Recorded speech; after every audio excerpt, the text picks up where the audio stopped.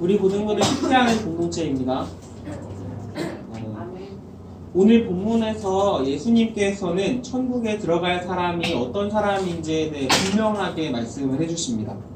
마태복음 7장 21절 나더러 주여 주여 하는 자마다 다 천국에 들어갈 것이 아니오 다만 하늘에 계신 내 아버지의 뜻대로 행하는 자라야 들어가리라. 누가 천국에 들어간다고 하시죠? 네, 아버지의 뜻대로 행하는 자가 천국에 들어간다고 합니다. 너무나 명확하게도 예수님께서는 천국에 들어가는 사람이 어떤 사람인지 말씀을 해주십니다. 하나님 아버지의 뜻대로 행하는 사람인가? 이게 제일 중요한 조건이에요.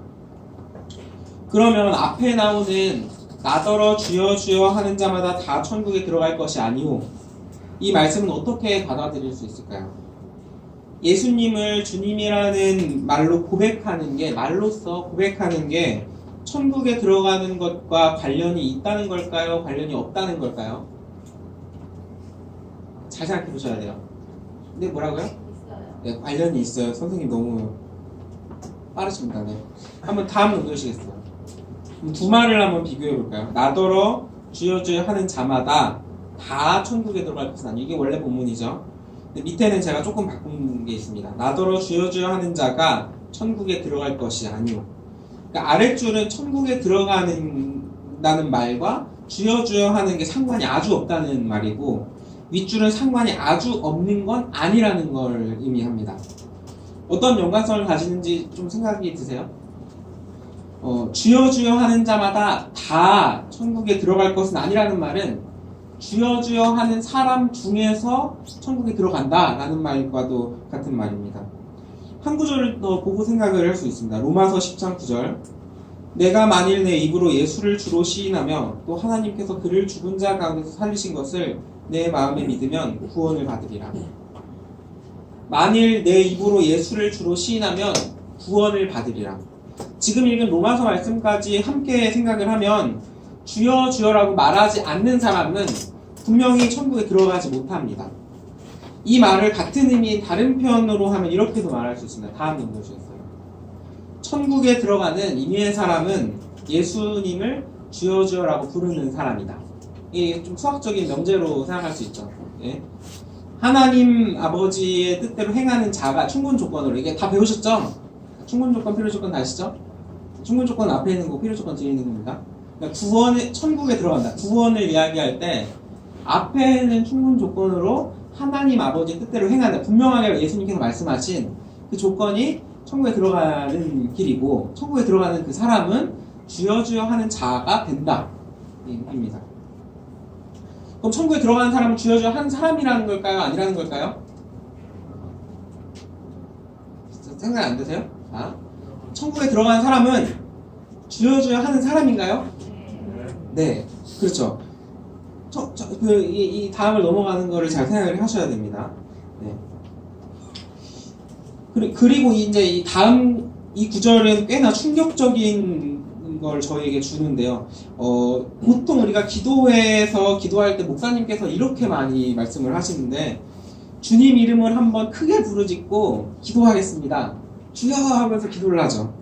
그런데 이렇게 크게 주여라고 하는 게, 이 주여라는 목소리를, 이 기도를 안 듣는 사람도 있다라는 거예요. 맨 마지막 줄 주여 주여 하는 자가 이게 역으로는 또 아닐 수도 있다라는 걸 의미를 하는 거예요. 그냥 이렇게 주여라는 말의 고백만은 큰 의미는 없다는 겁니다.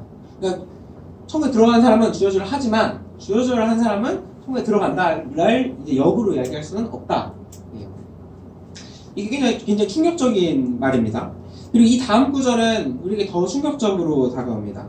마태복음 7장 22절 23절 그날에 많은 사람이 나더러 이르되 주여 주여 우리가 주의 이름으로 선지자 노릇하며 주의 이름으로 귀신을 쫓아내며 주의 이름으로 많은 권능을 행하지 아니하였나이까 하리니 그때 내가 그들에게 밝히 말하되 내가 너희를 도무지 알지 못하니 불법을 행하는 자들아 내게서 떠나가라 하리라. 만약에 주여 주여 하는 사람이 말로만 하는 사람이었다면, 신앙생활을 말로만 하는 사람이었다면 그냥 주일에 교회에 대충 와서 예배 시간에 대충 아멘 아멘 하다가 예수님의 이름으로 기도합니다 라고 하면 그냥 이제 습관적으로 아멘 이렇게 말을 하고, 이제 그냥 집으로 가는 사람이라면 우리는 조금 안도할지도 모릅니다. 말로만 신앙생활을 하고 겉으로 보이는 신앙의 모습, 평소에 보이는 신앙의 모습이 아무런 모습이 없다면 우리는 조금 이것에 대해서 쉽게 생각을 할 수도 있을지 모르겠어요. 하지만 이 사람이 오늘 본문에서는 선지자 노릇을 하고 귀신을 쫓아내며 많은 권능을 행하는 사람이라는 겁니다. 교회에서 병 고치는 의사가 있고 막 귀신을 내쫓고 선지자 노릇을 하고 많은 권능을 행하는 사람이 그냥 평범한 썬데이 크리스찬으로 있을 수 있을까요? 일반적으로 그 교회에서 그런 사람은 썬데이 크리스찬으로 있지는 않을 겁니다. 못해도 교회 집사님일 테고 권사님, 장로님, 목사님, 전도사님일 수도 있고요. 아마 교회에서 굉장히 중요한 역할을 하는 중직자일 겁니다. 그런데 이 사람들에게 예수님은 뭐라고 말씀하시죠? 내가 너희를 도무지 알지 못하니 불법을 행하는 자들아 내게서 떠나가라. 예수님의 이름으로 수많은 사역을 했던 사람에게 예수님은 그들을 모른다라고 말을 하는 겁니다. 심지어 모른다라는 것만이 아니라 불법을 행하는 자들아 너희가 죄를 짓고 있다 라고 이야기를 하는 거죠. 이 사람들은 썬데이 크리스찬도 아닌데 말입니다.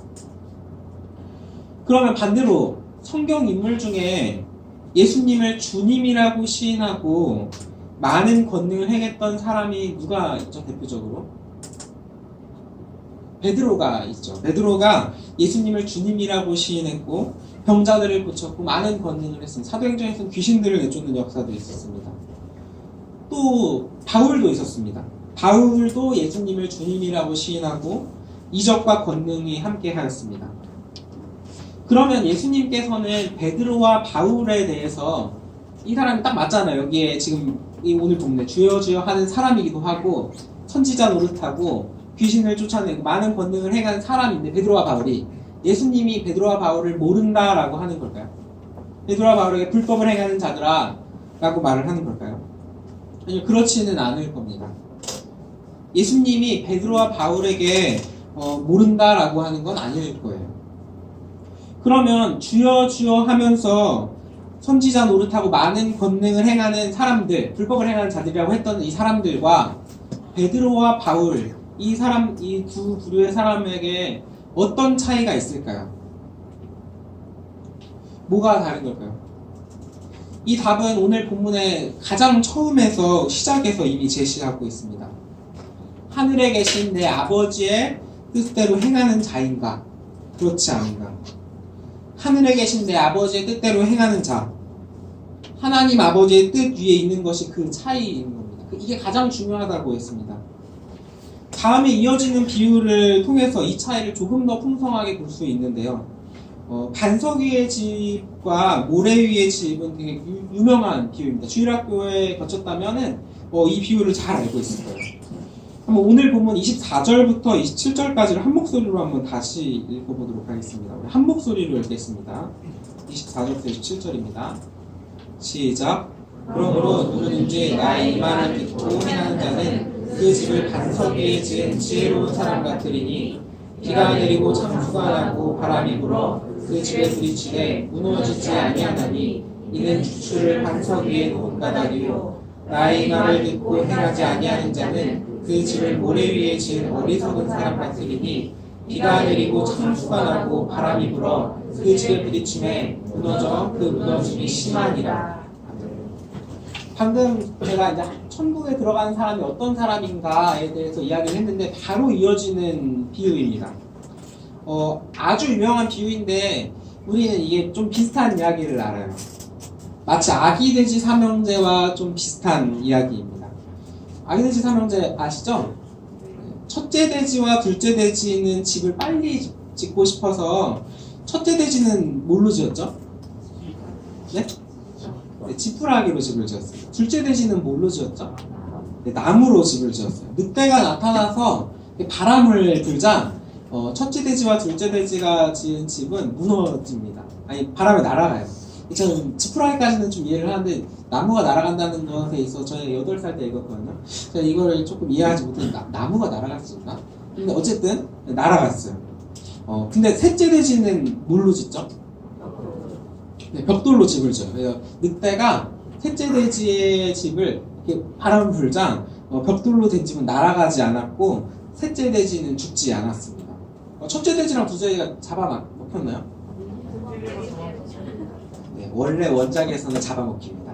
네, 원작에서는 잡아먹히는데 저희 이제 한국어로 번역이 되면서 이제 우리 어린이들이 보기에는 안 잡아먹히는 이야기로 바뀌었더라고요. 네, 이거 준비하면서 알았어요. 제가 몰랐는데 저도 안 잡아먹힌 줄 알았는데 잡아먹더라고요. 오늘 비유는 아기 돼지 삼형제 이야기처럼 주일학교에서는 지혜로운 사람이 사람을 이야기할 때 많이 쓰입니다. 게으르게 대충대충 하지 말고 천천히 차곡차곡 부지런하게 살자는 교훈을 가지는 이야기로 많이 쓰이죠. 이 반석 위에 지은 집과 모래 위에 지은 집이요. 하지만 오늘 말씀의 앞문맥까지를 생각을 하면 이 비유는 단순히 부지런하고 준비를 잘하는 지혜로운 사람에 대한 이야기가 아니라는 걸 우리는 알 수 있습니다. 오늘 비유에서는 두 사람이 등장을 하는데요. 한 사람은 나의 이 말을 듣고 행하는 사람이고 다른 한 사람은 나의 이 말을 듣고 행하지 아니하는 사람입니다. 그리고 이 비유에서는 각각 이 사람들 반석 위에 집을 지은 지혜로운 사람과 모래 위에 집을 지은 어리석은 사람이라고 이제 비유가 됩니다. 이 두 사람의 공통점이 뭐가 있을까요? 이 두 사람의 공통점은 집을 지은 사람들이에요. 집을 지었어요. 그러면 예수님이 앞에서 하신 우리에게 다가오기에 굉장히 충격적인 이야기를 하셨는데 이 충격적인 이야기로 좀 돌아가서 보면은 비유에 있는 집을 지었다라는 이 말이 어떤 의미를 가지는지에 대해서 좀 알 수 있을 겁니다. 집을 짓는다라는 거는 예수님께 주여 주여 고백하는 말로 하는 고백과 선지자 노릇을 하고 많은 권능을 행하는 것을 의미합니다. 예수님을 주님이라고 고백하고 많은 권능을 행한 베드로와 바울이 반석 위에 집을 지은 사람일 테고 마찬가지로 예수님을 주님이라고 고백하고 많은 권능을 행하지만 결과적으로 하나님 아버지의 뜻대로 행하지 않은 나의 이 말을 듣고 행하지 아니하는 사람은 모래 위에 집을 지은 어리석은 사람이라는 겁니다. 하지만 이 두 사람을 겉으로 보기에는 구별하기가 참 어려워요. 심지어는 주여 주여 하고 많은 권능을 행하지만 불법을 행한다는 이 사람조차도 스스로 믿음이 없다라고 생각을 하지 않습니다. 마태복음 7장 22절 그날에 많은 사람이 나더러 이르되 주여 주여 우리가 주의 이름으로 선지자 노릇하며 주의 이름으로 귀신을 쫓아내며 주의 이름으로 많은 권능을 행하지 아니하였나이까 하리니 마지막 날에 예수님이 돌아오셨을 때 이런 사람들이 이야기를 하는 거예요. 예수님, 내가 예수님의 이름으로 이렇게나 많은 일을 했는데 예수님 왜 저를 모른다 하십니까? 당연히 저를 아시죠? 저를 당연히 구원해 주실 걸 아시죠? 저는 믿습니다. 믿고 있는 거예요. 내가 구원을 받을 거라는 것을. 이 사람은 스스로조차 그 많은 일들 가운데 스스로 믿음이 있다라고 생각을 하는 사람입니다. 비유에서 두 사람의 공통점은 한 가지가 더 있어요. 두 사람 모두 비와 바람, 창수를 겪게 된다는 것입니다. 모래 위에 지은 집에만 집이 무너지도록 비바람이 부는 것이 아니라 반석 위에 지어진 집에도 똑같이 비바람과 창수가 불어닥치는 겁니다. 구약 성경에서는 일반적으로 비와 바람, 창수를 짧게는 고난과 역경에 비유를 하고 길게는 정말 종말 때에 하나님 그 세상의 심판이 오는 것을 의미를 하고 있습니다. 근데 모래 위에 집을 지은 어리석은 사람에게만 이 고난과 역경, 이 심판이 찾아오는 게 아니라 반석 위에 집을 지은 지혜로운 사람에게도 마찬가지로 고난과 역경, 심판이 찾아온다라는 겁니다. 그리고 오늘 말씀에서는 하나님 아버지의 뜻대로 행하는 사람과 겉으로 경건의 모양만 가지고 있는 이 사람들이 구별되는 시기도 이때라고 우리에게 알려주고 있습니다. 내가 지금까지 지은 집이 모래 위에 지은 집인지 반석 위에 지은 집인지 구별되는 게 그냥 딱 보고 그냥 아는 게 아니라 보기에는 잘 모르겠는데 비와 바람과 창수가 나야 고난과 역경과 심판의 때가 와야 그때야 이것이 어떤 건지 구별이 된다라는 거예요. 차라리 고난과 역경 속에서 모래 위에 지은 집이라는 것을 발견하고 모래 위에 지은 집이 무너진다라면 다행일 겁니다. 혹시라도 다시 반석 위에 집을 지을 수 있는 기회가 주어질지도 모르니까요. 근데 만약에 22절의 말씀에서처럼 그날에 많은 사람들이 나더러 이르되, 예수님께서 말씀하시는 그날이라면 이 세상 끝날에 다시 오실 예수님께서 돌아오시는 그때라면 불법을 행하는 자들아 내게서 떠나가라 라고 이제 축객령이 떨어질 겁니다. 그 전까지는 사실 우리는 이 사람의 시점에서는 이 둘을 구별을 할 수 없어요. 주여 주여 하면서 많은 권능과 병을 고치고 귀신을 내쫓는 이 사람이 과연 정말로 반석 위에 지은 집을 지은 사람인가, 모래 위에 지은 집을 사람인가 구별을 할 수가 없습니다. 그날이 와야지만, 홍수가 나야지만 그때에서야만 우리는 구별을 할 수 있는 거예요. 그럼 이들의 차이는 무엇이라고 했죠? 결정적인 차이가 뭐라고 했죠? 결정적인 차이가 뭐라고 했죠? 아까 첫 구절에 하늘에 계신 아버지의 뜻대로 행하는 자인가 아닌가. 이 비유에서는 그 차이의 결정적인 차이는 어디에 집을 지었는가입니다. 아기돼지 삼형제에서는 무엇으로 집을 지었는가가 결정적인 차이였는데, 오늘 비유에서의 결정적인 차이는 집을 반석 위에 지었는가 모래 위에 지었는가, 이 두 개가 결정적인 차이입니다. 집을 어떻게 지었는지, 어떤 재료로 지었는지 그것은 성경에 나와 있지는 않지만, 하지만 집이 무너지는 이 시점에서 이유가 무엇 때문에였는지는 우리는 쉽게 추측을 할 수 있습니다.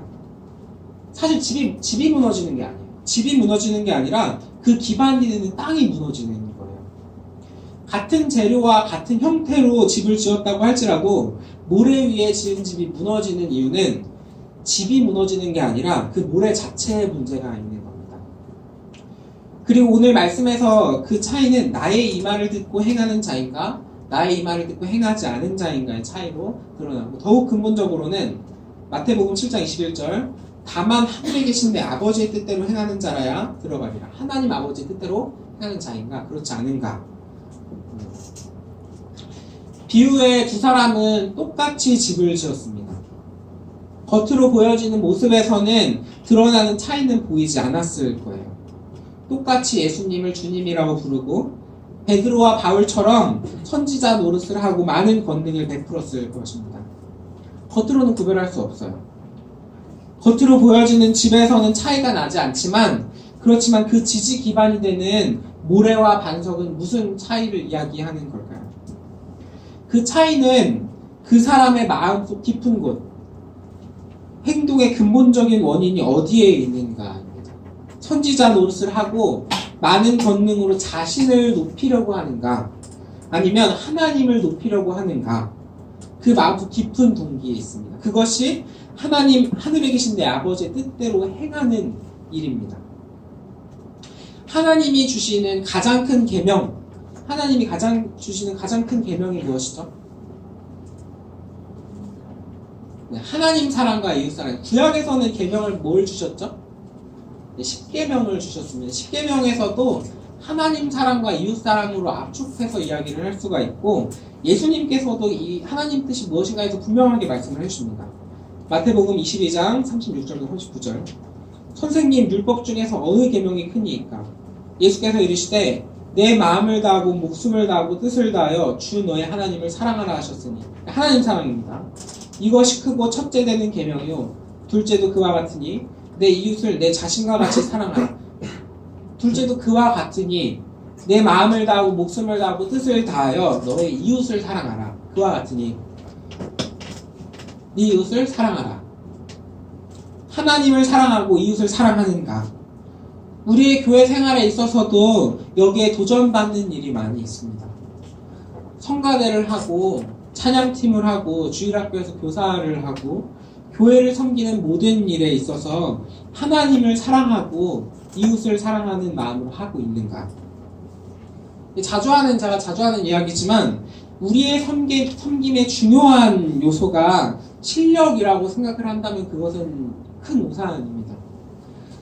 이제 저를 이야기했을 때 설교자의 실력보다 중요한 것은, 그리고 우리 선생님들에게, 주일학교의 교사에게 가르치는 실력보다 중요한 것은, 찬양팀과 성가대에게 찬양 실력보다 중요한 것은 그 마음에 하나님을 사랑하는 마음이 있는가, 이웃을 사랑하는 마음이 있는가, 이게 중요합니다.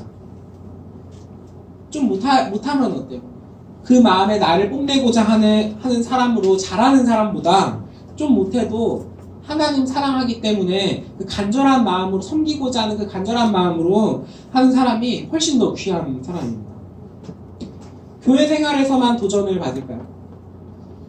하나님께서는 모든 순간순간에 우리와 함께 하십니다. 가족들과 집에 있을 때, 학교에서 친구들과 있을 때, 등하교하는 그 통학길에서 우리는 삶의 모든 순간순간마다 하나님을 사랑하고 이웃을 사랑해야 합니다. 당신은 하나님을 사랑하고 이웃을 사랑하고 있습니까? 우리의 삶의 원동력, 우리 행동의 깊은 원인이 하나님을 사랑하는 것과 이웃을 사랑하는 것이 그 이유에 있습니까? 오늘 말씀에서처럼 어쩌면 우리의 삶의 경건의 모습이 다른 사람들이 보기에는 비슷해 보일지도 모를 겁니다. 똑같이 교회에 오고 교회를 섬기고 찬양팀을 하고 성가대를 하고 인도네시아 선교를 다녀오고 삶을 살아갈 때 겉으로 보기에 도덕적으로 착하게 살려고 노력하고, 그런데 그 삶의 원동력이 되는 그 이유가, 삶의 이유가 무엇이었는지 한번 잠시만 고민을 해보면 좋겠습니다. 우리의 삶의 이유에 그 세밀한 동기에 무엇이 있나요? 그 삶의 원동력이 어디에 있나요? 우리 발밑에 지지 기반에 무엇이 있나요? 여러분들의 발밑에 반석이 있습니까? 공자와 맹자 부처님도 착하게 살려고, 도덕적으로 살려고 노력을 했습니다. 그들의 삶의 원동력은 하지만 자신에게 있었어요. 하지만 우리는 그 공자와 맹자, 부처님, 이렇게 도덕적으로 살아가는 거 아주 중요한 문제입니다. 이렇게 살아가야 해요. 하지만 우리는 그들과 같은 삶의 모양을 산다 할지라도 그 이유가 하나님 때문이어야 합니다. 하나님을 사랑하는 것과 이웃을 사랑하려는 마음 때문이어야 해요. 오늘 들을 말씀을 다시 한번 되돌리면서 말씀에 어떻게 반응하고 있는지 한번 정직하게 확인을 해보면 좋겠습니다. 오늘 본문을 다시 한번 읽도록 하겠습니다. 교독하도록 하겠습니다. 저부터 읽을게요. 나더러 주여 주여 하는 자마다 다 천국에 들어갈 것이 아니오 다만 하늘에 계신 내 아버지의 뜻대로 행하는 자라야 들어가리라. 그날에 많은 사람이 나더러 이르되 주여 주여 우리가 주의 이름으로 선지자로 하며 주의 이름으로 귀신을 쫓아내며 주의 이름으로 많은 것들을 행한 자라야 나될까 하리니, 그때 내가 그들에게 밝히 말하되 내가 너희를 도무지 알지 못하니 불법을 행하는 자들아 내게서 떠나가라 하리라. 그러므로 누구든지 나의 말을 듣고 행하는 자는 비가 내리고 창수가 나고 바람이 불어 그 집에 부딪히되 무너지지 아니하나니 이는 주추를 반석 위에 놓은 까닭이요. 나의 말을 듣고 행하지 아니하는 자는 그 집을 모래 위에 지어 어리석은 사람 같으니. 같이 읽겠습니다. 비가 내리고 창수가 나고 바람이 불어 그 집에 부딪힘에 무너져 그 무너짐이 심하니라. 아멘. 이제 말씀을 마치려고 하는데요. 사실 오늘 말씀은 우리가 편하게 들을 수 있는 말씀은 아닙니다. 쉽게 하나님 뜻이 이렇구나 라고 이렇게 넘어갈 쉬운 말씀이 아니에요. 내 마음이 도대체 어떤 마음일까 두려워하면서 들을 만한 말씀입니다.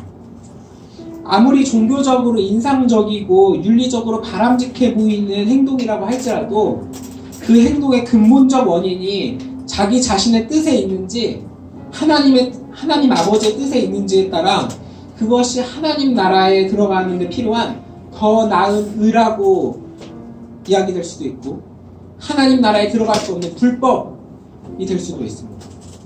같은 모습이라고 할지라도 아무도 알 수 없는 내면 깊숙한 그 마음의 동기에 따라 천국과 지옥이 갈려질 수 있다는 것입니다. 같은 행동에서 일어날 수 있는데요. 그렇기 때문에 우리는 계속해서 말씀에 비추어서 우리의 삶을 꿰뚫어 봐야 하고 우리의 지지 기반이 어디에 있는가 확인해 봐야 합니다.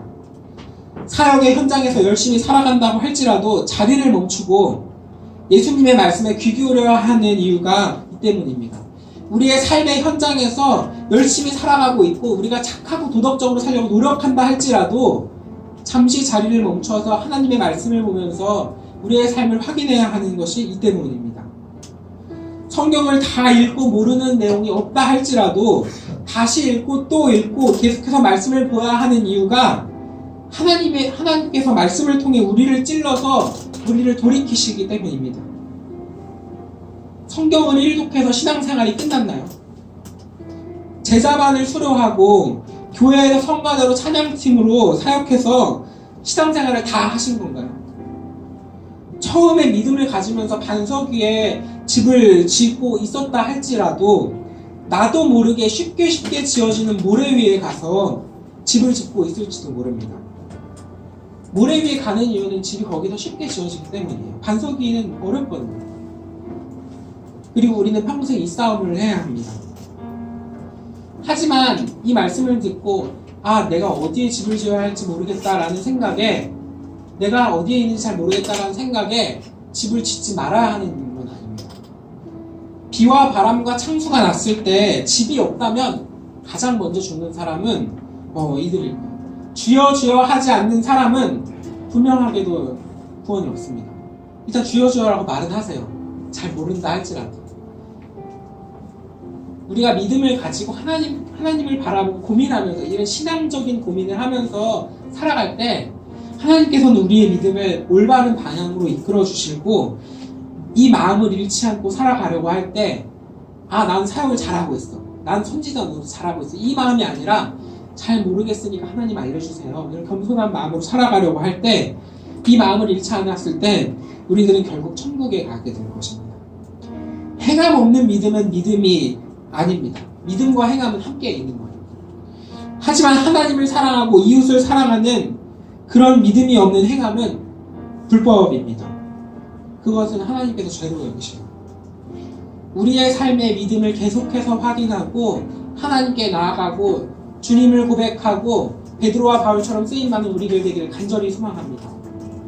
우리 예수님께 우리의 사랑을 고백하면서 함께 찬양하면 좋겠습니다. 함께 찬양하시겠습니다.